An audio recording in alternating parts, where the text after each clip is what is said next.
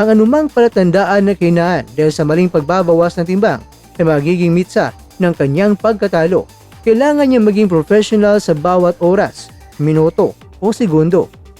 Pangalawa, bawal ang kampante o overconfident. Si Luis Nery ay hindi isang walk over the park lang na kalaban. Siya ay mabilis, may power, at marunong gumamit ng mga angles. Ang pag-aangas ni Casimero na madalas siyang ginagamit upang takutin ang kalaban ay maaring maging banta sa kanya kung hindi niya seryosoy ng bawat suntok ng Meksikano. Bawal siyang aliw sa itaas ng ring kung hindi pa tapos ang laban. Pangatlo, bawal ang one-dimensional na atake. Ang power ni Casimero ay kilala sa buong mundo.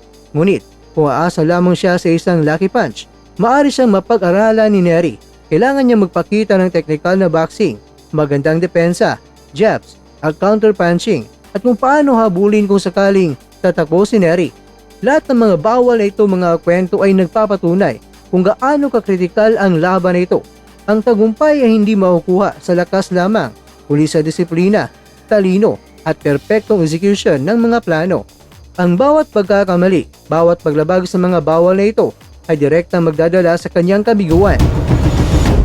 Pero mga kwento, alam niyo ba, mayroon ding malaking takot na lumulutang sa mundo ng boxing.